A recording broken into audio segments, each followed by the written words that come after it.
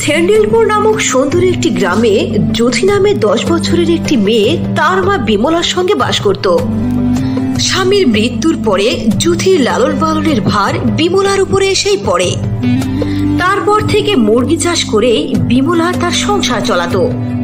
হঠাৎ করে তাদের সমস্ত মুরগি অসুস্থ হয়ে পড়লো। এসব দেখে জ্যোতি তার মাকে বলল, মা মা কখন থেকে চেষ্টা করছি, মুরগিকে কিচ্ছু খাওয়াতে পারছি না। কি হয়েছে মা আমাদের মুরগি? দেখো মা, কখন খাবার দিয়েছি, একটিবারও খাবারে ঠোঁট ঠেকালো না। মা তুমি খেয়াল করে দেখেছো মুরগি ডিমও দিচ্ছে না। জ্যোতি, ইদানিং মুরগি অসুস্থ, এজন্য মুরগি ঠিক মতো খাচ্ছে না আর ডিমও দিচ্ছে না। তুমি চলো, তুমি খেয়ে নেবে। না মা, আমার ক্ষুধা নেই। যতক্ষণ পর্যন্ত না আমার মুরগি সবগুলো দানা খাবে ততক্ষণ পর্যন্ত আমি কিচ্ছু মুখে দেব না। জ্যোতি, এমন জেদ করে না মা। যদি তুমি নিজে অসুস্থ হয়ে যাও তাহলে তোমার মুরগির দেখভাল কে করবে সোনা? এরপর জ্যোতি খাবার খেয়ে আবারও মুরগির কাছে ফিরে আসলো। সে মুরগির সেবা যত্ন করতে লাগলো, হাত দিয়ে মুরগির পাখা নেড়ে দিচ্ছিল। এভাবে বেশ কিছুদিন কেটে গেল। মুরগির শরীরের কোনো পরিবর্তন হলো না। একদিন জ্যোতি আড়ালে দাঁড়িয়ে তার মায়ের আর্তনাদ শুনতে পেল। হায় আল্লাহ, যদি এমনই চলতে থাকে তাহলে তো আস্তে আস্তে সব মুরগি মরে যাবে। আমি কি করে খরচপাতি চালাবো? এই মুরগির ডিম বিক্রি করেই তো আমার আর আমার মেয়ের পেট চলে। এখন আমি কি করব আল্লাহ? কিছুক্ষণ পরে জ্যোতি তার মুরগির কাছে এসে সবচেয়ে প্রিয় মুরগিকে কোলে নিয়ে বলল, প্রিয় মুরগির চুচু, তুমি নিজেও সুস্থ হয়ে যাও আর অন্যদেরকেও সুস্থ করো, নইলে যে আমি খুব কষ্ট পাবো, তুমি বোঝো না? জ্যোতি তার মুরগিগুলোর উপরে আরো বেশি যত্নবান হলো। সে মুরগিগুলোকে খুবই ভালোভাবে দেখভাল করতে শুরু করলো। কিছুদিনের মধ্যেই জ্যোতির প্রিয় মুরগি চুচু সহ সব মুরগি সুস্থ হয়ে গেল। আর সব মুরগিদের মধ্যে থেকে চুচু মুরগি বলে উঠল, জ্যোতি, তুমি আমাদের অনেক দেখভাল করেছো, সেবা যত্ন করেছো, এজন্য তোমাকে অনেক অনেক ধন্যবাদ। জ্যোতি মুরগিকে মানুষের মতো কথা বলতে দেখে চমকে উঠল আর বলল, আরে মুরগি, তুমি মানুষের মতো কথা বলছো কি করে? এটা কিভাবে সম্ভব? জ্যোতি এ কথা বলার সঙ্গে সঙ্গে ওই মুরগি অনেক সুন্দর একটি পরীতে প্রকট হয়ে গেল। জ্যোতি, আমি কোনো মুরগি নই, আমি হলাম একজন পরী। ভয় পেও না জ্যোতি, আমি তোমার পরীক্ষা নিচ্ছিলাম। আমি পরী হলেও জীবজন্তুদের প্রতি আমার অনেক ভালোবাসা। আর আমি যখন দেখলাম তুমি আর তোমার মা পশু পাখিকে অনেক যত্ন করো, তখন আমি তোমাদের ভালোবাসা পাওয়ার জন্য মুরগি হয়ে এই মুরগিদের সাথে আছি। আমি তোমাদের উপরে অনেক খুশি হয়েছি, তাই আমি খুশি হয়ে তোমাদেরকে কিছু দিতে চাই। এই যে দেখো, 3টি মুরগি। এটা কোনো সাধারণ মুরগি নয়, এগুলো হলো জাদুর সোনার মুরগি। যখনই তুমি এই মুরগিকে খোলা ময়দানে রাখবে, তখনই এই মুরগি অনেক বড় একটি জাদুর স্বর্ণের মুরগির ঘরে পরিণত হবে। আর এই 3 জাদুর মুরগির ঘরের মধ্যে থেকে প্রচুর পরিমাণে স্বর্ণের মুরগির ডিম ও স্বর্ণমুদ্রা বের হবে। এগুলো থেকে তোমরা নিজেও উপকৃত হবে আর মানুষদেরকেও সাহায্য করবে। এরপরে ওই পরী তার জাদুর 3 মুরগির ঝুড়ি দিয়ে সেখান থেকে অদৃশ্য হয়ে গেল। জ্যোতি ওই 3 জাদুর মুরগিকে খোলা ময়দানে রাখার সঙ্গে সঙ্গে ওই 3 জাদুর মুরগি বিশাল বড় জাদুর স্বর্ণের ঘরে পরিণত হলো। এরপর মুরগির সামনের পেটের মধ্যে থেকে অনেক বড় একটি স্বর্ণের সিঁড়ি প্রকট হলো আর সেখানে একটি দরজাও তৈরি হয়ে গেল। এসব দেখে জ্যোতি তার মাকে জোরে জোরে ডাকতে লাগলো, মা মা, এসো। কি হয়েছে? চিল্লাচ্ছিস কেন জ্যোতি? মা, তুমি তাকিয়ে দেখো। আরে বাবা, এই 3টা তো হলো জাদুর স্বর্ণের মুরগির ঘর, কিন্তু এখানে এলো কি করে? মা মা শোনো, ওই যে মুরগিটাকে আমরা রাস্তায় কুড়ে পেয়েছিলাম না, যার নাম আমি চুচু রেখেছিলাম, ওটা কোনো সাধারণ মুরগি নয় মা, ওটা হলো জাদুর পরী। জ্যোতি তার মাকে সব ঘটনা খুলে বলল। এরপর জ্যোতি ও তার মা তারা দুজনে মিলে জাদুর স্বর্ণের মুরগির ঘরের মধ্যে প্রবেশ করলো। তারা প্রথম মুরগির ঘরের মধ্যে প্রবেশ করে দেখলো অসংখ্য জাদুর স্বর্ণের মুরগির ডিম।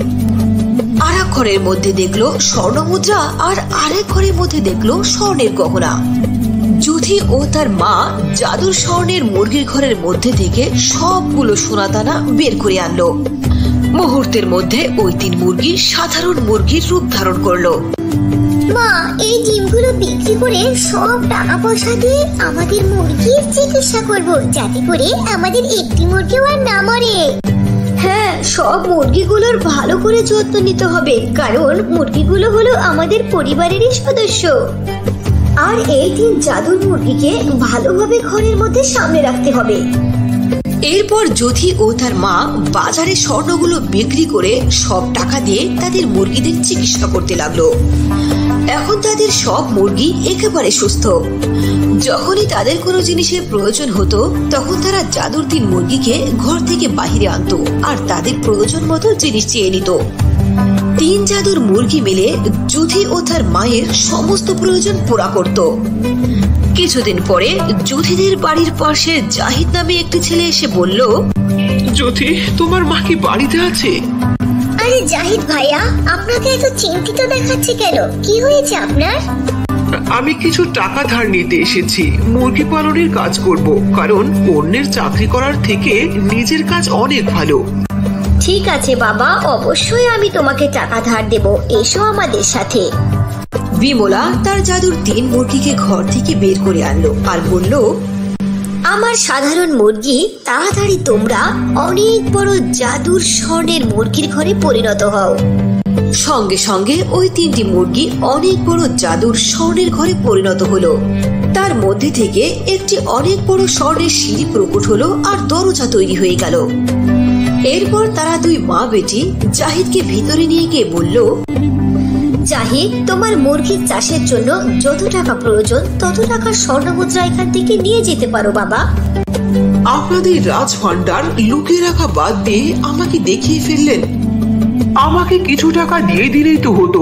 আপনার এই উদার মনের জন্য অনেক অনেক ধন্যবাদ। এই উপকারের কথা আমি কোনোদিন ভুলবো না। একদিন বিমলা তার মুরগিগুলোর জন্য খাবার আনতে বাজারে যাচ্ছিল। রাস্তার মধ্যে তার ছোটবেলার বান্ধবী জয়নবের সাথে দেখা হলো। বিমলাকে দেখে জয়নব হাউমাউ করে কেঁদে উঠল। বিমলার মনে দয়া হলো আর বিমলা জয়নবকে নিয়ে বাড়ি আসলো। বলতো জয়নব, কি হয়েছে তোর? কি এমন দুঃখ? এত কাঁদছিস কেন? দুঃখের কথা কি আর বলবো দোস্ত, অকালে আমার স্বামীটা মারা গেছে, তার উপরে বৃদ্ধ শ্বশুর শাশুড়ি আমার ঘাড়ের ওপরে। আমার স্বামী তো টাকা পয়সা জিনিসপাতি তেমন কিছু রেখে যায়নি যে তাই দিয়ে চলবো। টাকা পয়সার খুব অভাব, কি করেছে কি করি কিছুই ভেবে পাচ্ছি না। এরপর বিমলা তার জাদুর 3 মুরগিকে বাহিরে আনলো। আনার সঙ্গে সঙ্গে তার জাদুর 3 মুরগি অনেক বড় জাদুর স্বর্ণের মুরগি করে পরিণত হলো। আরে বিমলা, এ কেমন জাদুর মুরগি? এসব তো ছোটবেলায় কাল্পনিক ভাবে শুনেছি, কিন্তু বাস্তবে এরকম তো কখনো হতে দেখিনি। জয়নব, তোর এসব চিন্তা করতে হবে না। তুই এখন সোজা এই মুরগির ঘরের মধ্যে যা আর তোর যতটা টাকা পয়সা সোনা দানার প্রয়োজন নিয়ে বাইরে আসবি। জয়নব জাদুর স্বর্ণের মুরগির ঘরের মধ্যে প্রবেশ করে তার প্রয়োজন মতো সোনাদানা নিয়ে চলে গেল। কিন্তু বিমলার অজান্তে আড়ালে দাঁড়িয়ে কয়েকজন দুষ্ট যুবক তার সব কিছু দেখে ফেলল। আরে হ্যাঁ, তাই তো বলি, বিমলা ইদানিং মুরগির ডিম বিক্রি করা বন্ধ করলো কেন? বিমলা তো দেখছি ধন সম্পদের খাজানা নিয়ে বসে আছে। আরে বল্টু, চল চুরি করে আনি। আরে হ্যাঁ, তাড়াতাড়ি চল, আমার তো দর সহ্য হচ্ছে না। ওই মুরগি আমি চুরি করে এই দেশের সবচেয়ে বড় ধনী হয়ে যাব। নাসির ও বল্টু নামে 2 দুষ্টু গুন্ডা বিমলা ও যুথির বাড়ির মধ্যে গিয়ে তাদের 2 জনকে ধমকাতে আরম্ভ করলো। আরে বিমলা, তোর 3 জাদুর মুরগিকে তাড়াতাড়ি আমাদের কাছে দিয়ে দে, নইলে তোদের 2 জনকে কেটে কেটে টুকরো টুকরো করবো। থাম, আমি তোদেরকে উচিত শিক্ষা দিচ্ছি। হে সাধারণ মুরগি, তোমরা বিশাল রূপ ধারণ করে এই 2 গুন্ডাকে উচিত শিক্ষা দাও। সঙ্গে সঙ্গে ওই সাধারণ মুরগি অনেক বড় জাদুর মুরগিতে পরিণত হলো আর ওই 2 গুন্ডাকে পায়ের তলে পিষে মেরে ফেললো। এই জন্য বন্ধুরা, প্রয়োজনের অতিরিক্ত লোভ করা ঠিক নয়। লোভের পরিণতি কখনোই ভালো হয় না। কথায় আছে না, লোভে পাপ আর পাপে মৃত্যু। এই গল্পটি গঙ্গাপুরে বসবাসকারী কাবিয়া নামক একটি মেয়ের। কাবিয়া তার দাদির সঙ্গে একটা ছোট্ট ঘরে বসবাস করত। কয়েক বছর আগে একটা রোড অ্যাক্সিডেন্টে কাবিয়ার বাবা মায়ের মৃত্যু হয়। কাবিয়ার পড়ালেখাতে অনেক আগ্রহ ছিল, কিন্তু টাকার অভাবে সে তার পড়ালেখা শেষ করতে পারেনি। কাবিয়ার বাড়িতে আর্থিক অবস্থা অনেক খারাপ ছিল, তাই সে তার সংসার চালানোর জন্য একটা বেকারির দোকানে কাজ করত। কাবিয়া অনেক ভালো কেক বানাতে পারত, যার কারণে সেই বেকারির মালকিন অনুরাধা তার উপর সবসময় খুশি থাকত। কিন্তু বেকারির মালকিন অনুরাধা ছিল ভীষণ লোভী এবং কৃপণ মানুষ। সে কাবিয়াকে দিয়ে সারা দিন কাজ করাতো, এর পরিবর্তে তাকে অনেক কম টাকা দিত। এভাবেই কিছুদিন কেটে যায়।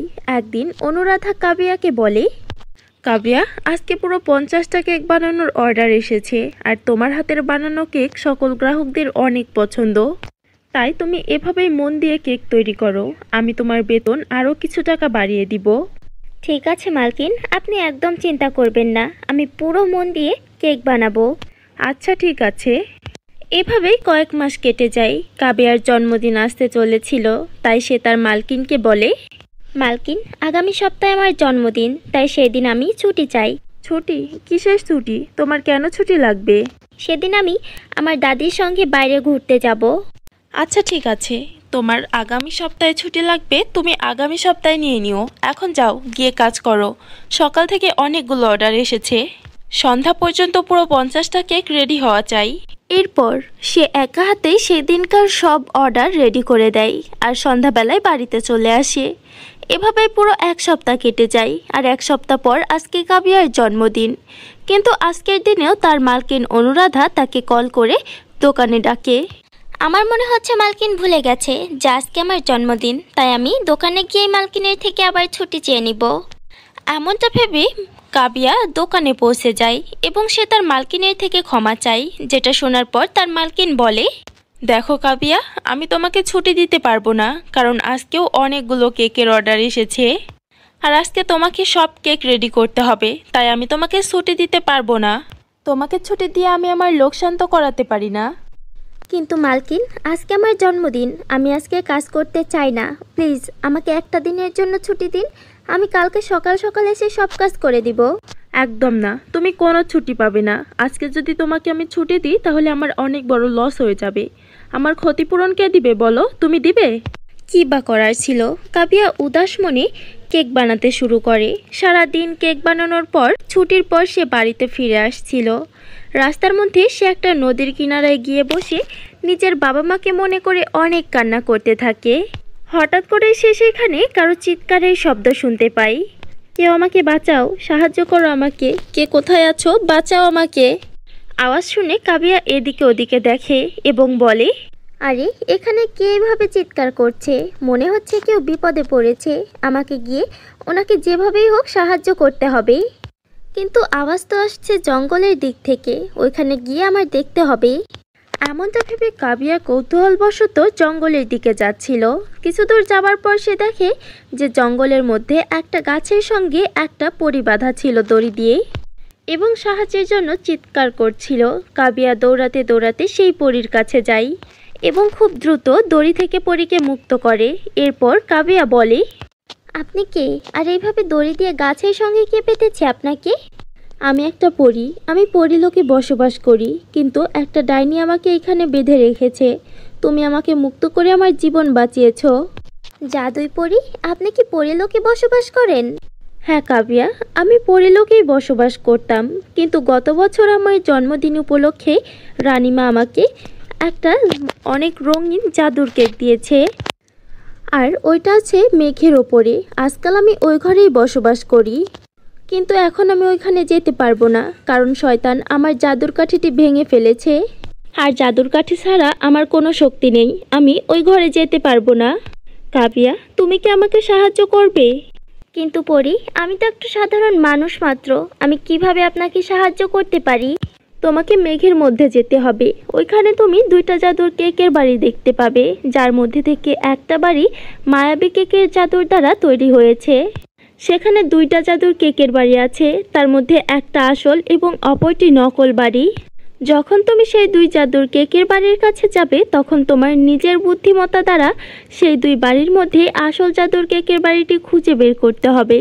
এরপর দ্বিতীয় নকল জাদুর কেকের বাড়িটি নিজে থেকেই সেখান থেকে অদৃশ্য হয়ে যাবে। আসল জাদুর কেকের বাড়ির মধ্যে রানীপরীর দেওয়া জাদুর কাঠি আছে। যদি তুমি আমাকে সেই জাদুর কাঠিটি নিয়ে এসে দাও তাহলেই আমি ওই জাদুর কেকের বাড়ির মধ্যে যেতে পারবো। কিন্তু পরি, আমি আকাশে জাদুর মেঘের বাড়ির মধ্যে কিভাবে যেতে পারবো? আমার কাছে তো আর আপনার মতো পাখা নেই যে ওইটার সাহায্যে উড়ে উড়ে আমি জাদুর মেঘের বাড়ির মধ্যে যেতে পারবো। কাবিয়া, তুমি চিন্তা করো না, আমি তোমাকে মেঘের মধ্যে পৌঁছানোর রাস্তা বলে দিচ্ছি। এমনটা বলে জাদুর পরী হাততালি দেয়। তখন তার সামনে সিঁড়ি হাজির হয়ে যায়, যে সিঁড়িটা সোজা মেঘের মধ্যে গিয়ে পৌঁছেছে। এটা দেখে কাবিয়া প্রচণ্ড অবাক হয়। তখন জাদুর পরী বলে, কাবিয়া, তুমি তাড়াতাড়ি সিঁড়ি দিয়ে উঠে মেঘের মধ্যে পৌঁছে যাও। ওইখানে তুমি দুইটা জাদুর রঙিন কেকের বাড়ি পাবে। আমি এখানেই তোমার জন্য অপেক্ষা করব। এরপর কাবিয়া আর দেরি না করে সিঁড়ি বেয়ে উঠে মেঘের মধ্যে পৌঁছে যায়। যখনই সে মেঘের মধ্যে পৌঁছায় সেখানে সে দুইটা জাদুর রঙিন কেকের বাড়ি দেখতে পায়। আর যখনই সে কেকের বাড়ি দুইটার কাছে যায় তখন কেকের বাড়িটি বলে ওঠে, তোমাকে স্বাগতম মেঘের রাজ্যে জাদুর দুই কেকের বাড়িতে। আসলে আমি আসল জাদুর কেকের বাড়ি। তুমি আমার ভেতরে প্রবেশ করলে সব কিছু পাবে। তোমার জীবনে কখনো কোনো কিছুর অভাব হবে না। তুমি সব সময় হাসি খুশি থাকবে আর অনেক বড় লোক হয়ে যাবে। তোমার জীবনে কখনো কোনো সমস্যা আসবে না। তাই এসো, তুমি আমার ভেতরে এসো। তখন দ্বিতীয় জাদুর রঙিন কেকের বাড়িটি বলে, না না, তুমি ওর কথাতে ভুলে যেও না। ওর কথাগুলো তুমি কিছুতেই বিশ্বাস করো না। আমি হচ্ছে আসল রঙিন জাদুর কেকের বাড়ি। যদি তুমি আমার ভেতরে প্রবেশ করো তাহলে তুমি শুধু সুখ পাবে না, তুমি সুখ দুঃখ দুইটাই পাবে এখানে। এখন সিদ্ধান্ত তোমার হাতে। এখন তোমাকেই বেছে নিতে হবে যে তুমি কোন জাদুর কেকের বাড়ির মধ্যে প্রবেশ করবে। আর তোমাকে খুঁজে বের করতে হবে যে আমাদের দুজনের মধ্যে আসল জাদুর রঙিন কেকের বাড়ি কোনটা। দুইটা জাদুর রঙিন কেকের বাড়ির কথা শুনে কাবিয়া ভাবনায় পড়ে যায়। সে মনে মনে ভাবে, প্রথম জাদুর কেকের বাড়ির মধ্যে অনেক ধন সম্পদ আছে, ওইখানে শুধু সুখ আর সুখ। কিন্তু দ্বিতীয় জাদুর রঙিন কেকের বাড়ির মধ্যে সুখ দুঃখ দুইটাই আছে। আর একটা মানুষের জীবনে কখনোই শুধু সুখ হতে পারে না, সুখ দুঃখ মিলেই মানুষের জীবন হয়। আর একটা মানুষের জীবনে সুখ দুঃখ জীবনসঙ্গীর মতো। এবার বুঝেছি, এর মানে দ্বিতীয় জাদুর কেকের বাড়িটাই হচ্ছে আসল জাদুর কেকের বাড়ি। এমনটা ভাবার পর কাবিয়া বলে, আমি দ্বিতীয় জাদুর কেকের বাড়ির মধ্যে যেতে চাই। কাবিয়া এমনটা বলতে না বলতেই প্রথম জাদুর কেকের বাড়িটি নিজে থেকেই সেখান থেকে অদৃশ্য হয়ে যায়। অন্যদিকে দ্বিতীয় জাদুর কেকের বাড়ির দরজা নিজে থেকেই খুলে যায়। যখনই সে দ্বিতীয় জাদুর কেকের বাড়ির মধ্যে যায় তখনই সে দেখে যে সেখানে সকল জিনিসের সুযোগ সুবিধা ছিল, অনেক ধন সম্পদ রাখা ছিল। কিন্তু সে কোনো কিছুর লোভ করে না এবং সে টেবিলের ওপর রাখা পরীর জাদুর কাঠিটি হাতে নেয় আর আবারও সে পরীর কাছে ফিরে আসে। এটা দেখে জাদুর পরী অনেক বেশি খুশি হয় এবং বলে, কাবিয়া, সত্যিই তুমি অনেক ভালো, তুমি একদম লোভ করনি। আমি তো শুধু তোমার পরীক্ষা নিচ্ছিলাম আর তুমি আমার পরীক্ষাতে উত্তীর্ণ হয়েছ। তুমি এই জাদুর কাঠিটি একদম ভুলভাবে ব্যবহার করনি আর আমাকে কোনো শয়তানে ধরেনি।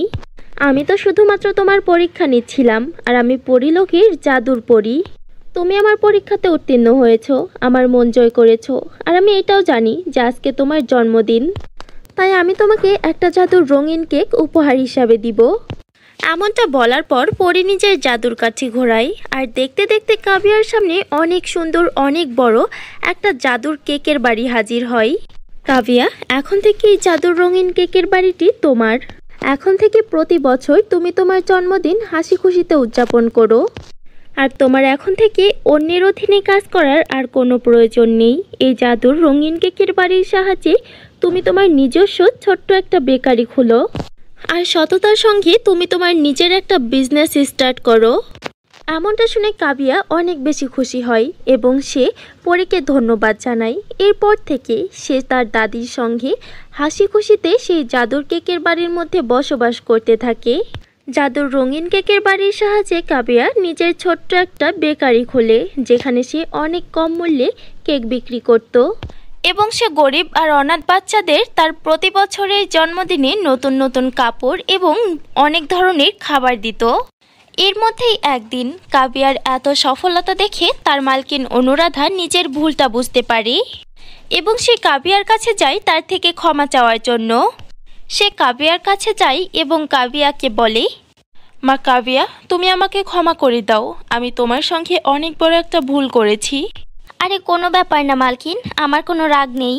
দুঃখে ভরা কাবিয়ার জীবন এখন সুখে ভরে গেছে, আর এই সব কিছু সম্ভব হয়েছে জাদুর পরীর দেওয়া জাদুর রঙিন কেকের বাড়ির সাহায্যে।